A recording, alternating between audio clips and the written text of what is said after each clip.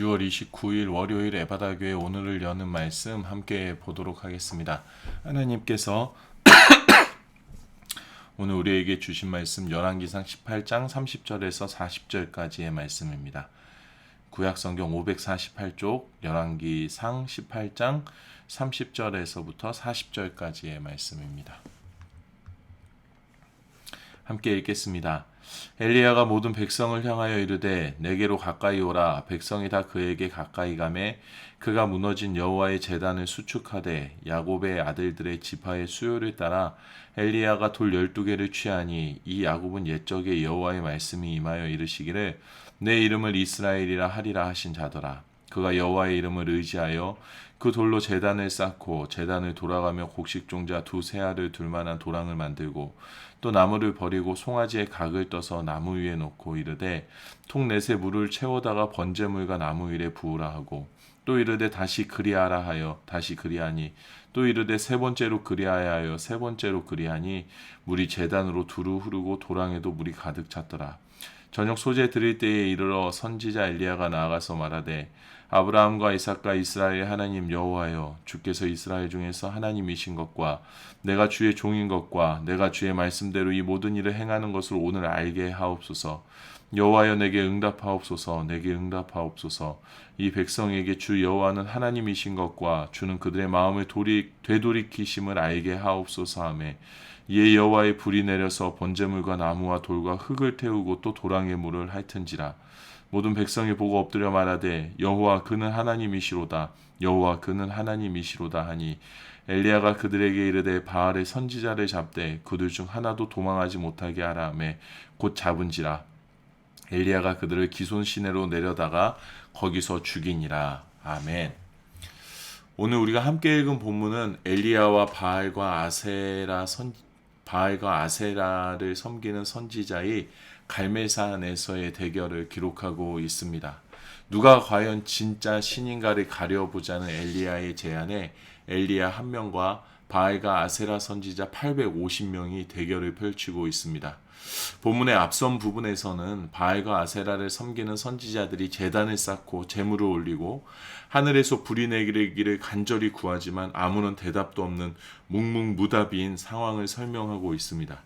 29절입니다. 이같이 하여 정오가 지났고 그들이 미친 듯이 떠들어 저녁 소재 드릴 때까지 이르렀으나 아무 소리도 없고 응답하는 자나 돌아보는 자가 아무도 없더라. 아침부터 시작해서 저녁에 이르기까지 최선을 다해서 자신들의 신을 불러보았지만 신은커녕 그 아무도 대답하지 않는 상황이었습니다. 그리고 엘리야의 차례가 왔습니다. 엘리야는 제일 먼저 어느 신이 진짜 신인지를 간절히 확인하기를 원하는 이스라엘 백성들에게 자신에게 가까이 오게 명합니다. 그리고 하나님이 불이 임하실 제단을 다시금 수축하게 합니다. 그리고 그 과정에서 참 익숙한 장면이 말씀 가운데 나타나고 있습니다. 31절입니다. 야곱의 아들들의 지파의 수요를 따라 엘리야가 돌 12개를 취하니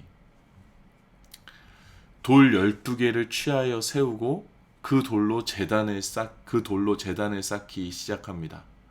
어디선가 많이 본 듯한 장면입니다. 이와 비슷한 장면이 여호수아 4장에 등장합니다. 여호수아 4장 19절에서 24절까지의 말씀입니다.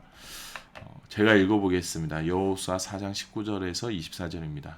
첫째 달 10일에 백성이 요단에서 올라와 여리고 동쪽 경계 길갈에 진침해 여호수아가 요단에서 가져온 그 12돌을 길갈에 세우고 이스라엘 자손들에게 말하여 이르되 후일에 너희의 자손들이 그들의 아버지에게 묻기를 이 돌들은 무슨 뜻이니까 하거든 너희는 너희의 자손들에게 알게 하여 이르기를 이스라엘이 마른 땅을 밟고 이 요단을 건넜음이라. 너희의 하나님 여호와께서 요단물을 너희 앞에서 마르게 하사 너희를 건너게 하신 것이 너희 하나님 여호와께서 우리 앞에 홍해를 말리시고 우리를 건너게 하심과 같았나니 이는 땅의 모든 백성에게 여호와의 송이 강하신 것을 알게 하며 너희가 너희의 하나님 여호와를 항상 경외하게 하려 하심이라 하라. 모세가 죽고 이스라엘 백성들이 요단강을 건너서 가나안을 정복하기 시작하는 그 순간에 길갈이라는 지역에 도착해서 행한 일들을 기록하고 있습니다. 그들이 돌을 세운 의미가 있었습니다. 우리가 마른 땅을 밟고 요단을 건넜다. 모세가 홍해를 가르시고 그들을 마른 땅을 통하여서 홍해를 건너게 하신 하나님께서 그와 똑같은 일들을 우리에게 행하셨다. 하나님께서 이 일들을 행하신 것은 온 세상의 사람들에게 하나님의 강하신 손이 우리를 향하여 있고 또 우리가 하나님을 영원히 경외하며 살아야 한다라는 것을 잊지 않아야 한다라는 것을 기념하기 위하여서 세운 도림을 알게 하라라는 의미를 담고 있었다라고 성경이 기록하고 있습니다. 엘리야가 이 대결을 통하여 드러내고자 하는 것이 바로 이것이었습니다. 단순히 죽은 신과의 대결을 통하여서 승패를 따지기 위함이 아니었습니다. 우리를 붙들고 계신 하나님, 우리를 인도하시는 하나님, 우리가 그 하나님을 다시금 기억하고 영원히 하나님만을 경외하며 살기를 다짐해야 한다라는 의미가 그 안에 담겨 있었습니다. 우리가 우리의 노력을 통하여서 이루어가는 것이 아니라 하나님께서 이루어가시고 하나님께서 인도하심을 선포하는 것, 그 의미가 바로 이 안에 담겨져 있었습니다. 제단이 만들어지고 모든 준비가 끝난 후에 엘리야의 기도가 시작이 됩니다. 36절과 37절입니다. 저녁 소재 드릴 때에 이르러 선지자 엘리야가 나아가서 말하되 아브라함과 이삭과 이스라엘의 하나님 여호와여, 주께서 이스라엘 중에서 하나님이신 것과 내가 주의 종인 것과 내가 주의 말씀대로 이 모든 일을 행하는 것을 오늘 알게 하옵소서. 여호와여, 내게 응답하옵소서. 내게 응답하옵소서. 이 백성에게 주 여호와는 하나님이신 것과 주는 그들의 마음을 되돌이키심을 알게 하옵소서 하매. 백성들은 어느 신이든 불을 내려주면 우리가 그 신을 섬기겠다라고 생각하고 있었습니다. 하지만 엘리야의 기도는 우리를 다스리시는 하나님께서 우리의 마음도 되돌이켜 주셔서 우리가 온전히 하나님을 섬길 수 있게 해 주시기를 요청하고 있습니다. 이스라엘 백성들은 하나님을 믿던지 바알을 믿던지 믿음의 문제에 있어서 선택권은 나에게 있다라고 생각하고 있었지만 엘리야의 기도는 하나님을 믿게 하시는 분도 하나님이시라는 완전한 하나님의 선택을 소망하며 기도하고 있음을 우리가 보게 됩니다. 엘리야의 기도에 하늘에서 불이 내려옵니다. 모든 도랑의 물과 제단과 번제물과 흙을 다 태우게 됩니다. 그 모습을 바라보는 백성들이 이렇게 고백합니다. 39절입니다. 모든 백성이 보고 엎드려 말하되 여호와 그는 하나님이시로다. 여호와 그는 하나님이시로다 하니.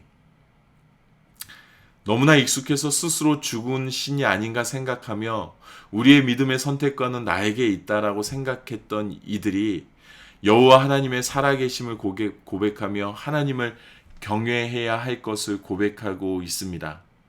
이 대결에서 하나님이 이겼기 때문에 하나님이 살아있는 신입니다 라고 고백하고 있는 것이 아니라 하나님께서 그의 강하신 손을 펼치사 이스라엘 백성들에게 그의 살아계심을 드러내 보이셨기 때문에 하나님의 온전한 주권 앞에, 하나님의 임재 앞에 이스라엘 백성들이 두려워하며 여호와 하나님만이 진짜 신이심을 고백하고 있는 것입니다.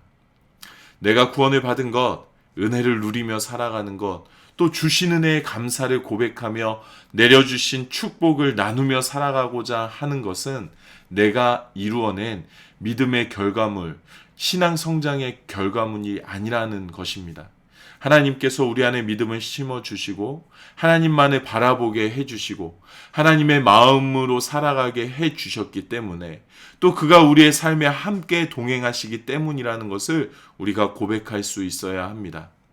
하나님의 이 선택이 없었다라면, 그가 하나님이심을 우리에게 믿게 해주시지 않았다라면 죄악으로 가득한 우리들은 하나님을 믿을 수도 없었고 찾을 수도 없었고 그를 나의 하나님으로, 하나님이 나의 하나님이심을 고백할 수도 없는 존재였습니다. 하지만 하나님께서 나에게 찾아오시고 죄악으로 인해 하나님을 알아보지 못하던 나에게 눈을 뜨게 해주셔서 하나님을 나의 하나님으로 고백하며 내가 주인인 듯 살아가고 있는 나에게 주인이신 분이 오로지 하나님, 여호와 나의 하나님이심을 고백하게 해주신 것이다라는 것을 우리가 잊지 않아야 합니다. 우리 인생에 있어서 가장 큰 은혜는 무엇인가? 라는 이 질문에 우리가 이 고백을 아무 거리낌 없이 받아들이고 할 수 있는 것이라는 것을 우리가 생각해내야 합니다. 우리 인생에 있어서 가장 큰 축복은, 가장 큰 은혜는 하나님을 아버지로 모신 것을 내가 기억할 수 있고, 그로 인하여서 하나님의 펴신 팔 앞에 내가 머물고 있기 때문에 어떠한 상황에서도 평안함을 누릴 수 있다라는 것이 나에게 가장 큰 은혜입니다 라고 고백할 수 있는 것, 이것이 우리 인생의 가장 놀라운 축복이라는 것을 우리가 잊지 않아야 하겠습니다. 이스라엘 백성들은 잠시 잊고 있었지만 하나님께서 그들을 놓지 않으시고 다시금 그들 앞에 나타나셔서 그들로 하여금 하나님이 나의 하나님이심을 고백하게 하셨습니다. 내가 혹 잠시 잊고 있었을지 모르더라도 변하지 않는 십자가를 우리 안에 세워주시고 예수 그리스도를 통하여서 하나님께서 그 손의 능력을 우리에게 보여주고 계십니다. 또한 나와 함께 하심을 알게 하십니다.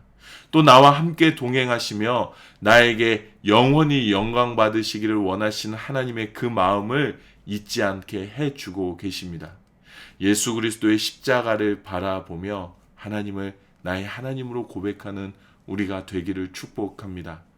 하나님께서 성령의 불로 십자가의 능력으로 나의 마음에, 나의 삶에 임하셔서 내가 주인 삼은 모든 것들을 다 태워버리시고 내가 하나님을 나의 하나님으로 고백할 수 있게 해주신다라는 것을 우리가 잊지 않게 되기를 바랍니다. 나의 삶을 성령의 불로 능히 태우시는 하나님을 오늘도 고백하게 되는, 그 하나님의 임재를 바라보게 되는 하루가 되기를 우리 주님의 이름으로 축복합니다. 우리 시간에 함께 기도하면 좋겠습니다. 하나님, 나의 삶을 붙들고 계신 분이 하나님이심을 내가 믿고 의지하고 고백하게 해주십시오. 하나님께서 믿게 해주셔서 믿게 되었고, 하나님께서 은혜를 허락하여 주셔서 하나님을 바라볼 수 있게 되었음을 내가 고백하게 해 주십시오. 내 안에 심어두신, 내 안에 밝히 세워두신 주님의 십자가를 나로 하여금 늘 바라보게 하여 주셔서 내 힘으로 내 뜻대로 살아가는 것이 아니라 하나님의 능력으로, 하나님의 이끄심으로, 하나님의 돌보심으로 살아가게 하며 나의 삶에 돌 12개를 세움과 같이 하나님의 그 돌보심을 잊지 않고 꾸준히 기억하며 살아가는 삶 살아가게 해주십시오라고 우리 함께 기도하도록 하겠습니다. 또 이 시간에는 이번 한 주를 바라보며 우리가 함께 기도하면 좋겠습니다.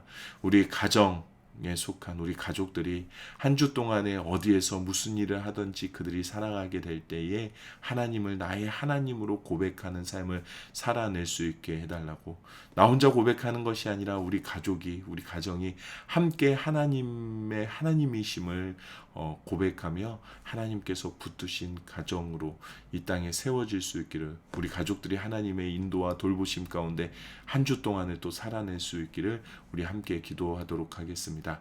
각자의 자리에서 기도하시고 주기도문으로 이 시간을 마치도록 하겠습니다. 함께 기도하시겠습니다.